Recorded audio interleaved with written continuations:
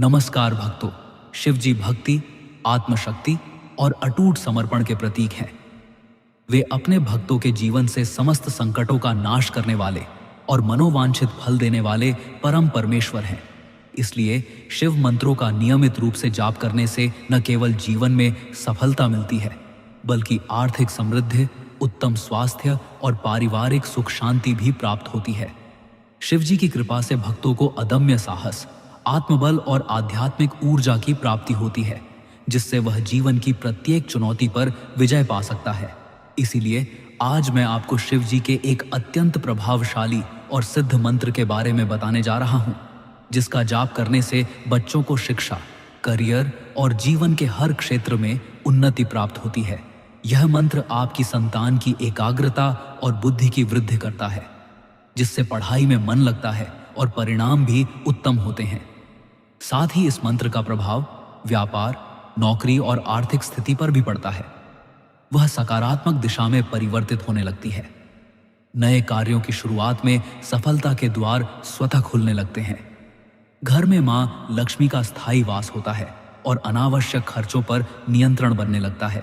इस शिव मंत्र के जाप से पूरे शरीर और वातावरण में सकारात्मक ऊर्जा का संचार होता है।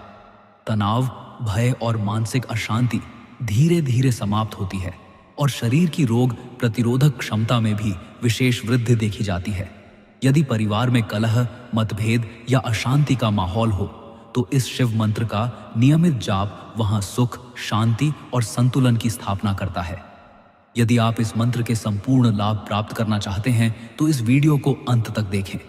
यदि आप समय के अभाव में यह नहीं कर पा रहे हैं तो इसे अपने घर या वाहन में धीमी आवाज में चला दें। इससे आसपास के वातावरण में सकारात्मकता और दिव्यता बनी रहती है। और इस चैनल को लाइक और सब्सक्राइब करके कमेंट में जय शिव शंभू लिखकर शिव जी का आशीर्वाद जरूर प्राप्त करें। तो चलिए भक्तों, अब हम इस शक्तिशाली शिव मंत्र का साथ में जाप करते हैं। ओम नमो भगवते महाकालाय। ओम नमो भगवते महाकालाय। ओम नमो भगवते महाकालाय। ओम नमो भगवते महाकालाय। ओम नमो भगवते महाकालाय। ओम नमो भगवते महाकालाय। ओम नमो भगवते महाकालाय। ओम नमो भगवते महाकालाय। ओम नमो भगवते महाकालाय। ओम नमो भगवते महाकालाय। ओम नमो भगवते